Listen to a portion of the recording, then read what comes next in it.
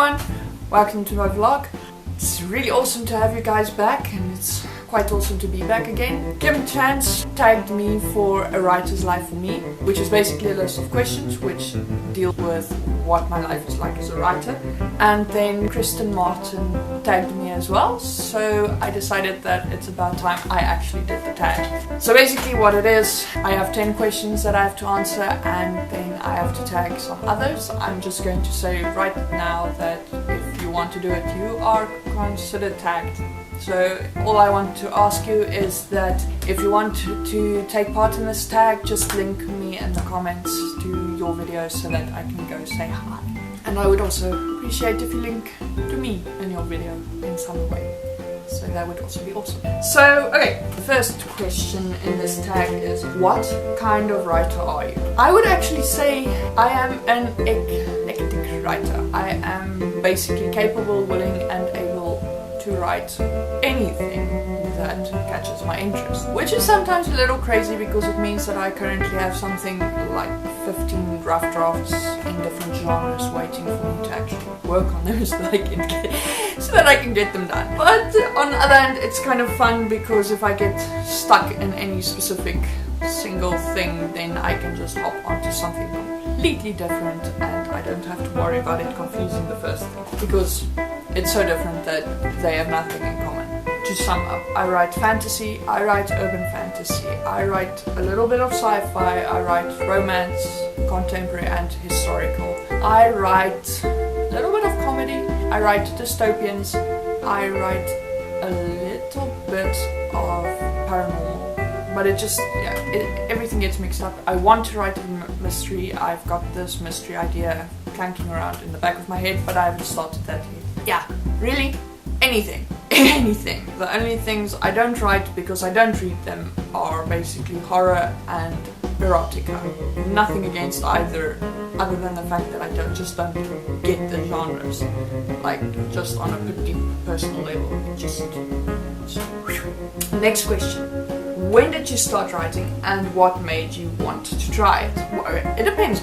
How are you going to define writing? If you are asking when I started writing novels, that was when I was 13. If you're asking me when I started writing, period, as in any kind of story or poem, actually before I could write, before I went to school, I wrote my first poems by reciting them and my grandmother wrote them down. She is actually also what inspired me to write, because she is, in my country, she's actually a writer. She has written, I don't know, hundreds of little short children's stories, and Afrikaans literature studies as one of her poems in a textbook. So it's actually quite normal for me to see people writing and actually expect to make a living out of it. So it's not that big thing about, oh, I want to be a writer with stars in my eyes, because I always knew, kind of from watching her work, the kind of nitty-gritty that went into writing. For me, I just enjoyed creating stories, so that's what I was doing. Even when I was playing with my cousin and my brother, we would actually literally play stories. We would create stories in order to play it out. From there, as I said, I grew older. I read voraciously, basically from when I realized I could comfortably read all the time, which was probably when I was 8. And then basically one day I was reading, and then I kind of realized that I saw a character in my brain which wasn't part of that book, and I decided to just write a story about that character, and that was the first time I really realized that I actually do want to make this a real actual thing where I write a novel. I think I was 18 before I actually finished Tumblr, which was what became The Vanished Night and the Ace Choice. But yeah, that's basically a long story, but that's basically the story. Okay, next story. What inspires your stories? Everything. Anything, everything.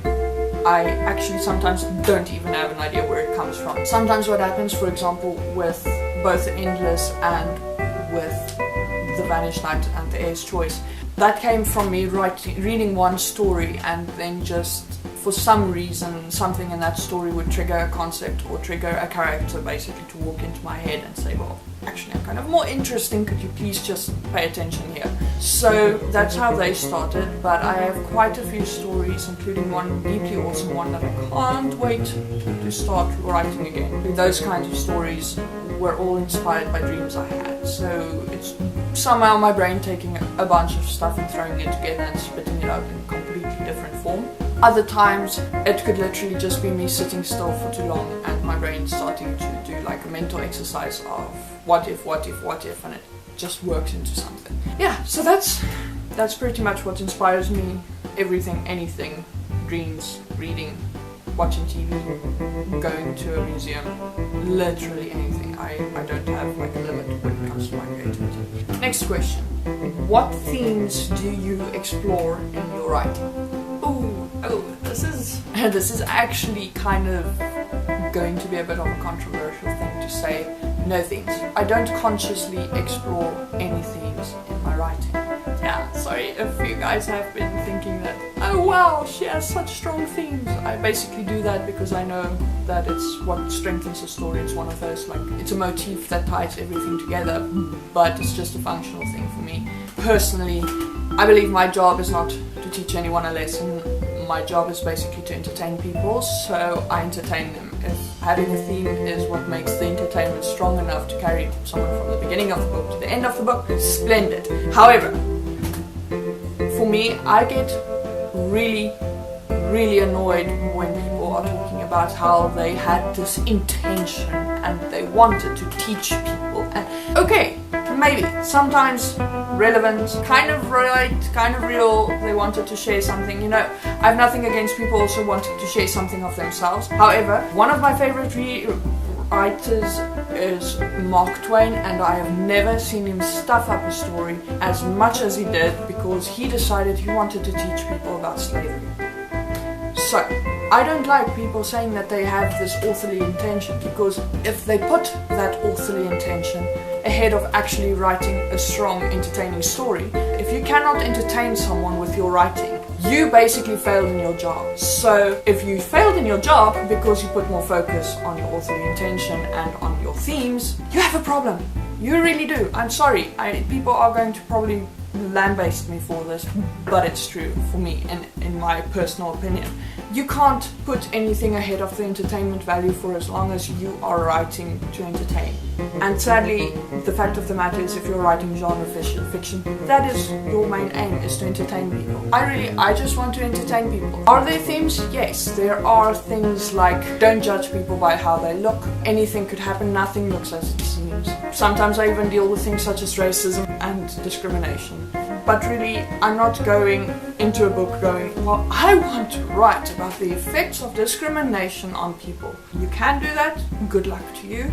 I just don't. I basically go, okay, this girl is a character, she's really interesting, and what makes her really interesting is how she manages to fight through discrimination in order to achieve something. So that actually has nothing to do with the overarching theme of discrimination as much as girl getting from point A to point B despite stuff happening, which might or might not fall into a theme. So that's basically kind of my approach to writing. So sorry if this is a long preaching, didn't mean that, but I'm kind of passionate about this thing about writing. Okay, next question. Are you a plotter, a pantser, or a plantser? Probably a plantser, but at the same time not. I would just say a combination of a plotter and a pantser, in the sense that when I'm rough drafting, I'm a pantser. When I'm rewriting, I'm a plotter. There is actually a very simple reason for this. When I'm rough drafting, I rough draft by hand, so I can't really go, oh goodness, I deviated from the plan every time, because I can't actually, I'm writing in pen, so I can't even erase anything I've written. Very specific reason, but I'm not, that's a tangent, so I'm trying to stay on point. Really, I am really hard trying to stay on point. Okay, so that's why I pants when I'm rough drafting, but then at the end of it, my story is usually not as strong as I want it to be. Sometimes it's even a mess, so then what I do, once I have them done, I then go and I read them through, I see what I liked, I see what I don't like, I see what I need to improve, and based on what I've learned from my rough draft, I then create a plan, and from that plan, I then do a rewrite. It's just basically so that I don't write a million iterations of the same idea of more or less the same quality. I've tried to improve on the project every time I touch it. Rough draft is whatever it wants to be, but the rewrite has to be better than the rough draft, and every successive editing round needs to be an improvement on the last. But yeah, that's basically how I work. I'm a bit of both. I can't say I'm a plotter because I'm not actually ever letting the pantsing and the plotting meet each other while I'm writing. They are always a bit separated by usually something like 3 months. Next question. Where are you in your writing journey? I have 3 books published. The first 2, The Air's Choice and The Vanished Night, were actually sold to a publisher, but I got the rights back due to some mumbo jumbo and nasty things that I still prefer not to talk about for legal reasons. It was nasty. But after that I decided to go the self-publishing route, so I republished The Vanished Night as a self-published book and then also published a sequel. And after that I published Endless. So I'm self-published at the moment. Will I ever trade publish? Maybe, if I get fair, good, nice contract terms. But other than that, I'm quite actually satisfied with the whole self-publishing experience. Next question. Have you entered any writing contests and did you win any? I have entered some, I think 1 or 2. I don't have anything against writing contests. I like the whole things then, so don't worry. No tangents here. The only thing is I just never really found that it fit into my plan. It just felt like a sidetrack from when I was writing because I have too much to do. So I had to choose what to do with my time, and for now my time implies writing, producing, editing, publishing, and slotting again. At the moment I'm not really that big on writing contests. If there is something that I can see that intrigues me, I do that sometimes. I haven't won anything, but that doesn't really matter to me all that much. Next question. Who are your writing heroes? I'm not very big on having heroes. I like people. I have people I'm a fan of, like Sarah J. Maas, J.K. Rowling, and so forth and so on. I'm not going to go into all of them because, again, as I mentioned, many different genres that I read, so it's going to go into a very long list if I just name everyone I like. But are they, any of them, particularly a hero of mine? No, because again, I guess it's because of my grandmother actually having been a writer. For me, it's just someone doing their job. It's like asking a doctor who's their doctor hero. Maybe they have doctor heroes, but I think it's actually quite a strange thing to actually say, well, I think this guy is my hero. And they actually were just doing their job, so it's not something I think of much. Question 9 is, have you been to a writing conference? No, I'm in South Africa, so most of the ones that I would want to go to are in the US, and I am basically on the other side of the world from that. In South Africa, I think there is a writing conference, but I never find out about it before it happens. So I always find out when someone in South Africa who is a writer posts or tweets about it. It's like, I'm here, and I'm like, holy crap, I never knew. Final question. What are your top 3 writing tips? First tip, don't compare yourself to other writers. This might sound strange, but you don't want to be the next J.K. Rowling, you don't want to be the next Stephen King, you don't want to be the next anyone else. You want to be you. You want to be the first version of yourself when you're writing. That would actually be your ticket to success, because the moment you try to imitate someone else, you are going to basically lose your own style and your own kind of unique little fingerprint that makes you an interesting person to read. So just don't do that. The second thing about imitating someone else or comparing yourself to someone else is the fact that you have no idea about what that person went through in order to get to where they are now. What I mean by this is that a lot of people look at, say, Harry Potter, and they read through it and they're like, oh goodness, I want to write like this. I want to write like this. This is so beautiful, but my stuff is crap. And in the meantime, that book probably went through anything from 5 to 30 or more editing rounds just to get it looking like the way it is now. And if you really, really pay attention, you are probably going to find errors and mistakes in that anyway. So trying to compare yourself as a new writer to someone who has been published is like being a sports person who compares his overall career to the highlights of some other guy's sport career. In other words, 30 seconds of brilliance, and you are trying to say, why isn't all of my life or all of my career looking like that? It can't, because all they did was actually just took out all the crappy bits. So just don't do it. It's really bad for your mental health. Just don't go there. Next one would be write anyway. When you have that little doubtful voice in your head saying, well, you can't write, you have no idea how to write, you've never written a thing in your life, or if you have written a thing in your life, why is it that you don't write like whoever? Because this guy says, lying, that he writes perfect rough drafts the first time. Why can't I do that? I'm a sad writer, I'm a pathetic writer, I'm not writing anything worth writing at all. You are talking bullshit to yourself.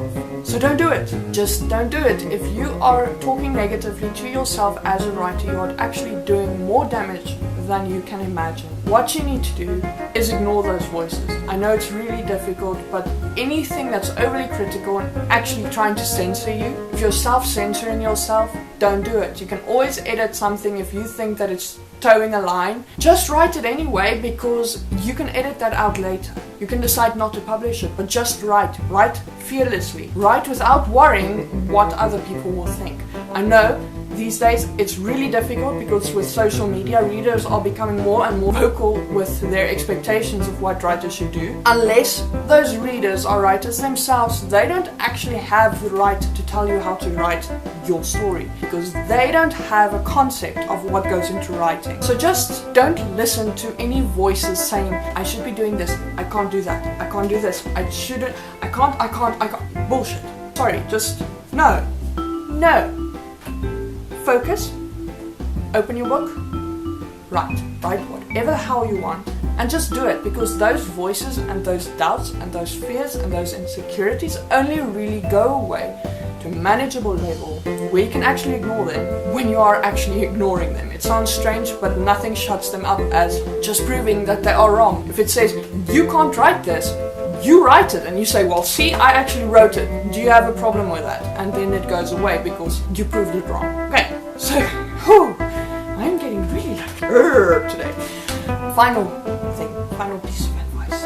Okay, the next thing, sometimes, again, those voices really get to you. Like they will say that what you have written is not good. What you have planned is not good. What you do just isn't up to a standard. And everything is pathetic, everything is bad, you might as well stop. Oh goodness, oh goodness, oh goodness. Okay, for this, one of the best things you can do other than just writing anyway and ignoring them is to actually send what you have written to someone else to read. If your critique partner is actually worth having around, they will say things like, oh, I like this, or I like that, or I like this, but you have a problem in this form, very specific thing. For example, you write awesome characters, but you have a plot hole. What happens when that happens is that when you get that kind of critique feedback that's not overly critical, but not overly positive, it means that actually you know exactly what the weaknesses are, and what that does is it localizes your fears and insecurities down from, oh goodness, everything I've ever written is crap, to, okay, that plot hole needs to be fixed. How am I going to fix it? It just makes everything manageable, it makes everything less intimidating, and basically it just really helps you to get forward, because in the end you're never going to write a perfect rough draft, so you will need someone to help you say, but okay, everything actually quite good, you have a very nice basis, but you need to work on these things, and it just makes those worries so much smaller to know exactly what needs to be improved on. And also it makes it easier to think, actually I'm not a bad writer because I actually write awesome dialogue, or I write characters that look like they are living, breathing people and that everyone wants to be friends with. So it just helps. Just get yourself good, reliable, high quality critique partners, and remember the thing about partner, you have to swap. So you actually also learn, as you are critiquing, you learn how to be a better writer. That's my advice for today. I just want to say thanks to Kristen and Kim again for tagging me, and I want to remind you, if you are interested in doing this tag, you are officially tagged by me. If you decide to do the tag, just do me a favor, let me know in the comments so that I can go visit your vlog, and also I would appreciate it if you would link to me in your video in some way, or in your description or whatever, just to link to my channel. But yeah, that's basically it. If you have any questions about writing or about me and my writing, or even something maybe about South Africa that I can answer, or I can try to answer, sometimes it's a bit more complicated than you would think, I will do that for you. You can leave me a comment at the bottom of my YouTube. You can also tweet me or ask me on Tumblr, or just stop by on any of my other places. If you are one of my Patreon patrons and you ask me in my Patreon feed, I will actually give you preference, so that's also awesome. Speaking of Patreon, if you are enjoying these videos and would like to support me in any way, I would really appreciate it if you did check out my Patreon page and consider doing a monthly pledge of as little as $1. I have some very nice rewards, including my books, available for you guys, so if you guys would like to check that out, it's awesome. Or alternatively, you can actually just go check out my books on Amazon and Barnes & Noble, etc, etc, where they are available. I will link you guys to that as well, in addition to all of my social networks in the description. I really enjoyed doing this tag, and I enjoyed hanging out with you guys again, and also, oh yes, I always forget this little bit. If you're enjoying this video and you would like to see more, please do hit like and subscribe to my channel. I would love you forever and ever and ever. Have a nice week, and I will talk to you guys soon. And yeah, basically that's, yeah, I really have to work on my closing statements, don't I? Yes, I do. Bye bye. Mwah.